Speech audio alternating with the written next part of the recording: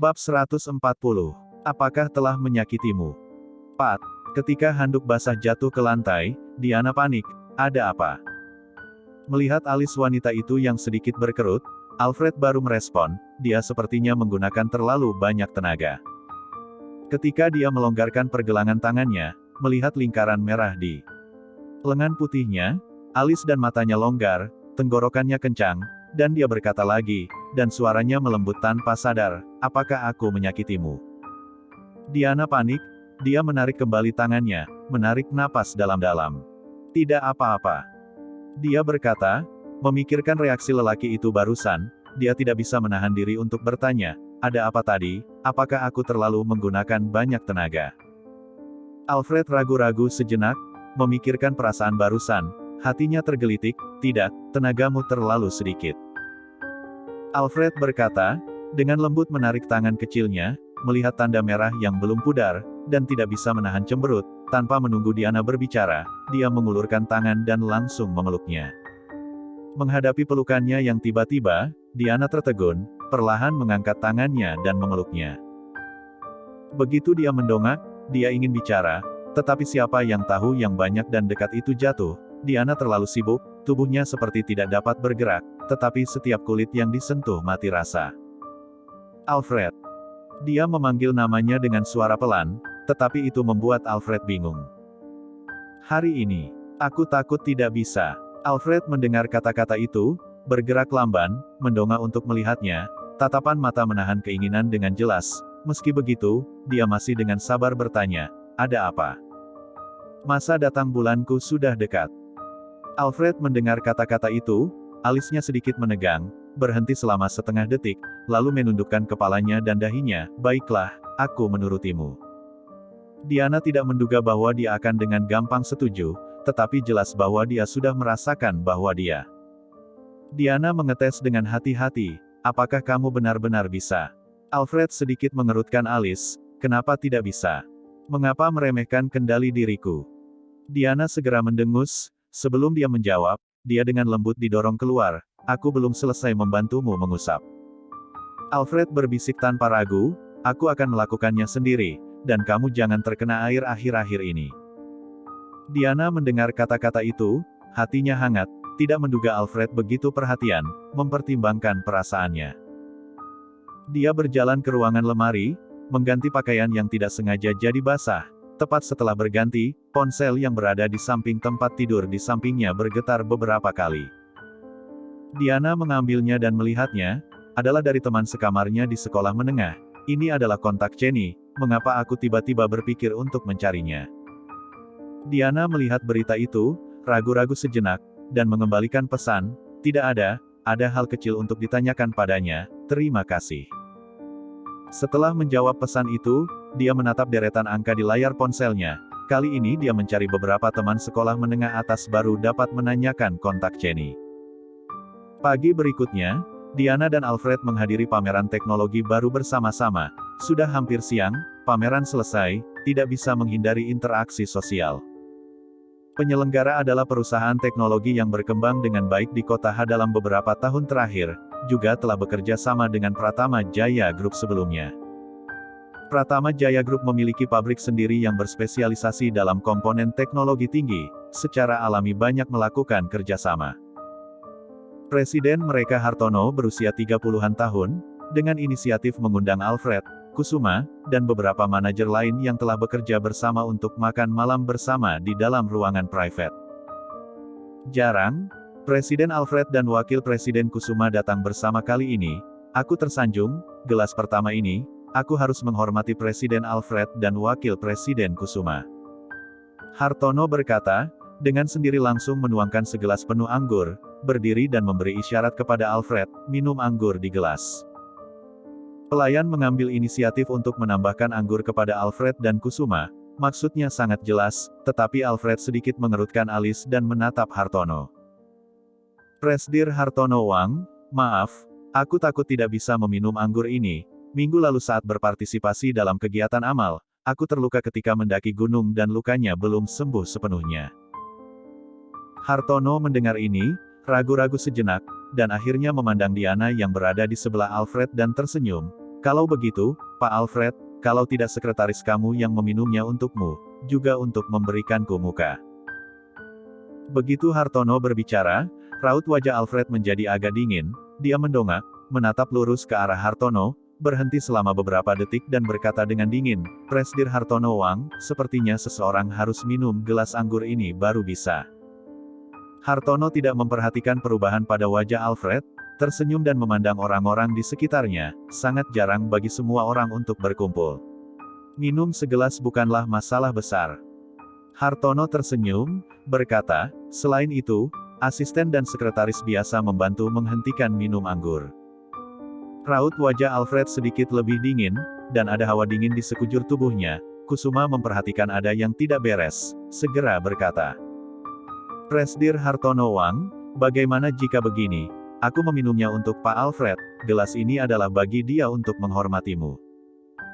Kusuma berkata, minum anggur di gelas, dan kemudian menyuruh pelayan mengisi menuangkan lagi segelas penuh, dan tersenyum dan memandang Hartono, gelas anggur kedua ini adalah rasa hormat saya. Presdir Hartono Wang, dan kedepannya grup kita berdua masih ada kerja sama jangka panjang, mengapa tidak bahagia karena hal kecil?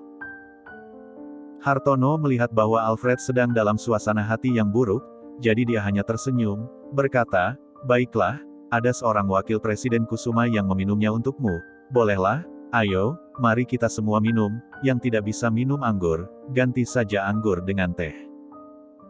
Karena kejadian seperti itu, Alfred dalam suasana hati yang buruk, dan Diana yang berada di samping hanya bisa secara diam-diam berharap interaksi sosial ini berakhir lebih cepat, sehingga ia bisa lega lebih cepat. Melihat akhir makan malam, Hartono tiba-tiba mengangkat topik pekerjaan lagi, dia melihat Alfred dan berkata dengan penuh perhatian. Pak Alfred, ada suatu masalah hari ini, dan aku ingin memberitahumu, aku akan mengadakan kegiatan promosi pada akhir bulan depan, jadi sebelum itu, persiapkan inventaris dan ingin bekerja sama dengan Pratama Jaya Group. Alfred mendengar pernyataan itu dan menurunkan sumpitnya dengan lembut, tidak ada ekspresi di wajahnya. Presdir Hartono Wang telah bekerja dengan Pratama Jaya Group sebelumnya, mengetahui prosesnya dengan jelas, mengenai kerjasama ini, secara langsung memerintahkan bawahannya untuk menemukan orang yang relevan yang bertanggung jawab. Tidak, kali ini tidak bisa begitu, Hartono menggelengkan kepalanya. Kali ini daftarnya lebih istimewa, volumenya besar dan pabrik harus mengeluarkan bagian-bagian pada awal bulan depan, sehingga kita dapat mengejar ketinggalan dengan kegiatan promosi yang direncanakan. Alfred menatap Hartono, tatapannya lebih serius, berapa yang Anda butuhkan? Hartono minum terlalu banyak, dia terdiam untuk sementara waktu, lalu perlahan mengulurkan 5 jari, 50.000 buah, pengiriman awal bulan depan. Alfred mengerutkan kening, berpikir sejenak, dan kemudian berkata dengan lembut, jika kamu sedang terburu-buru, aku khawatir aku tidak bisa membuatnya. Ada banyak bidang yang terlibat dalam Pratama Jaya Group, tetapi tidak peduli apakah itu anak perusahaan atau pabrik, Alfred akan memahami situasi terakhir setiap bulan, untuk memastikan bahwa semuanya sudah sesuai keinginan. Jika mengikuti sesuai permintaan Hartono, sebelum awal bulan depan 50.000 buah suku cadang dikeluarkan, yang jumlahnya tidak sedikit. Selain itu, barang-barang lain yang diterima oleh perusahaan mereka tidak dapat ditunda. Sehingga mereka tidak mampu mengambil daftar ini. Kusuma di samping tampaknya tidak berpikir bahwa Alfred akan berkata dan menolak, raut wajahnya tampak kaget, dan dengan cepat menurunkan suaranya dan berkata ke Alfred. Alfred, daftar pesanan yang begitu banyak, kita pertimbangkan dengan baik-baik. Bab 141. Kambing Hitam. Alfred mendongak, tanpa rasa takut pada orang di sampingnya, melirik Kusuma, dan berkata pelan, aku tidak pernah menerima kerja sama yang tidak pasti. Hartono jelas tidak berharap Alfred akan langsung menolak, Pak Alfred, pertimbangkan baik-baik. Kami telah melakukan beberapa kerjasama yang menyenangkan sebelumnya, bagaimana kali ini? Alfred memotongnya dengan suara dingin, Presdir Hartono Wang, ada daftar pesanan lain di pabrik, kamu sebaiknya mencari pabrik lain untuk daftar pesanan sebesar ini. Presdir Hartono Wang tidak bisa mengatakan apa-apa untuk sementara waktu, raut wajahnya dingin, Kusuma melihat ekspresi Alfred, dia tidak jadi berkata-kata. Pada akhir makan malam, Diana meninggalkan hotel dengan Alfred, begitu dia naik mobil, dia tidak bisa menahan diri untuk bertanya, "Pak Alfred, Anda saja menolak kerja sama Presidir Hartono Wang, aku takut ada alasan lain selain pabrik." Alfred mendengar kata-kata ini, berbalik badan untuk memandangnya, menaikkan alisnya, "Apakah kamu melihat itu?" Diana tersenyum, mengangguk. Dia telah bersama Alfred selama beberapa waktu, dia tahu bahwa meskipun Alfred telah mempertimbangkan semuanya. Kerja sama di depannya seperti ini, asalkan mendapatkan banyak keuntungan, tidak akan ditolak dengan tanpa alasan.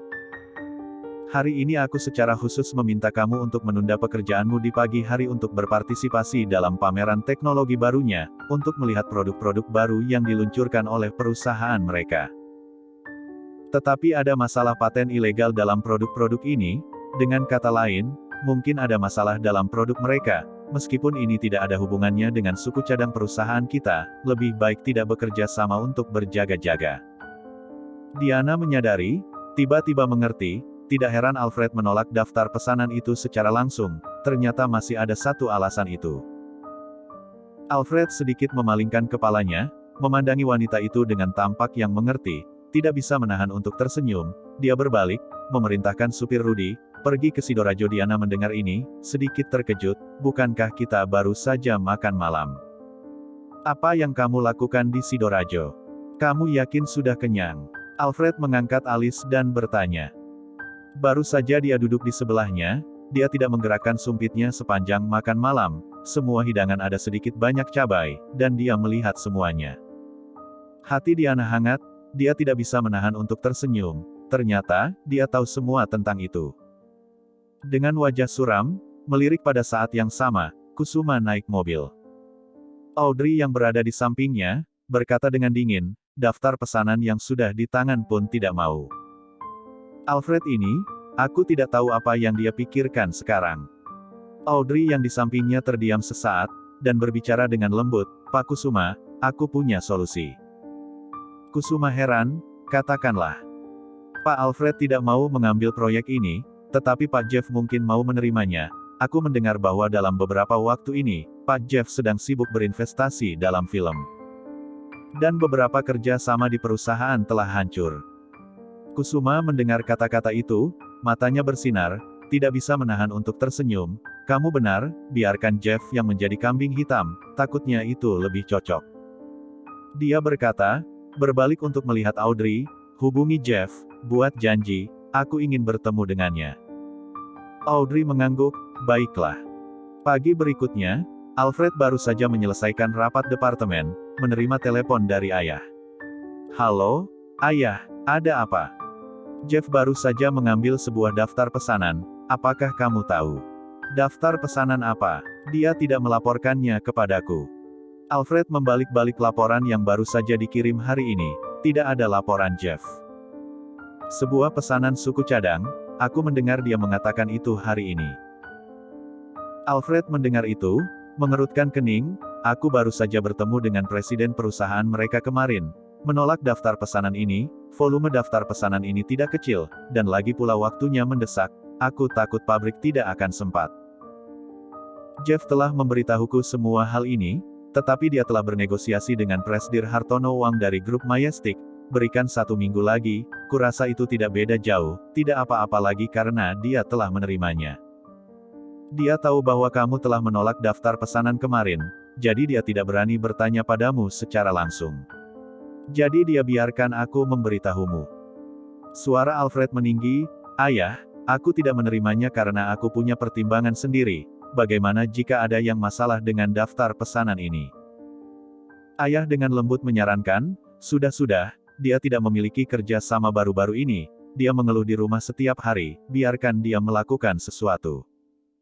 Meskipun Jeff pada hari biasa disalahkan dan ditegur, dalam hati ayah masih memihak putranya yang satu ini. Hati Alfred dingin, apa yang ingin dikatakannya masih tersangkut di tenggorokannya. "Aku tahu, tutup telepon dulu." Setelah menutup telepon, Alfred menahan amarah, seperti sesuatu yang menghalangi. Dia dan Jeff memiliki ayah yang sama tapi ibu berbeda, dia sangat didik dengan disiplin oleh ayah sejak masih kecil, namun terhadap Jeff, memanjakan dan mencintainya. Kematian ibunya, pernikahan kembali ayahnya, dan perbedaan perlakuannya yang jelas, telah menjadi duri di hatinya selama bertahun-tahun, yang tidak bisa ditarik keluar. Tiba-tiba, ada ketukan di pintu. Alfred kembali ke pikirannya, menahan ekspresinya, masuk.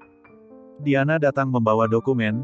Pak Alfred, ini adalah laporan yang dirangkum oleh Departemen Pemasaran. Alfred berkata dengan suara berat, letakkan. Diana meletakkan laporan di sudut meja, dan tiba-tiba melihat bahwa gelas kopi di atas meja kosong. Dia mengulurkan tangan untuk meraih gelas itu. Tiba-tiba, satu tangan meraihnya, memegang pergelangan tangannya. Diana terkejut, melihat Alfred. Dia menyadari bahwa matanya secara tidak terduga merah, tangannya dingin seperti es. Pak Alfred. Alfred kembali ke pikirannya, alisnya sedikit rileks, dia melepaskannya, mengambil dokumen dari samping dan menyerahkannya padanya, kirim ini ke Jeff. Diana meliriknya, hatinya bertanya-tanya, bukankah daftar pesanan grup Majestic Teknologi tidak diterima? Kenapa? Alfred berkata dengan suara dingin, ayah memberikannya pada Jeff, kamu kirimkan padanya. Alfred merasa dingin di seluruh tubuhnya, jelas, dia tidak ingin banyak membicarakan tentang hal ini. Diana mengerti, mengangguk, berbalik meninggalkan kantor. Dia tahu sedikit banyak tentang keluarga Pratama, dia juga tahu dengan jelas, menurut karakter Alfred, dia tidak pernah menganggap Hilda dan Jeff, tetapi dia harus mengikuti perintah ayah. Diana menghela nafas, mengambil dokumen dan mempercepat langkahnya, turun dari lift, dan tiba di pintu kantor Jeff. Dia menarik napas dalam-dalam, mengangkat tangannya dan menekuk gagang pintu. Mendengar suara dari dalam, Diana mendorong pintu. Jeff sedang duduk di mejanya, sepertinya dia mengatur pekerjaan untuk asistennya. Begitu Diana berjalan masuk, mereka saling bertatapan, dan suasananya menjadi sedikit aneh. Mata Jeff tertuju padanya, dan beberapa detik kemudian dia mencibir, sekretaris Diana datang kemari, tidak tahu apa yang bisa kulakukan untukmu. Diana mendengarkan nada sarkas yang disengaja, dia mengerutkan kening, dia melangkah maju dan menjawab, Alfred memintaku untuk mengirimimu dokumen.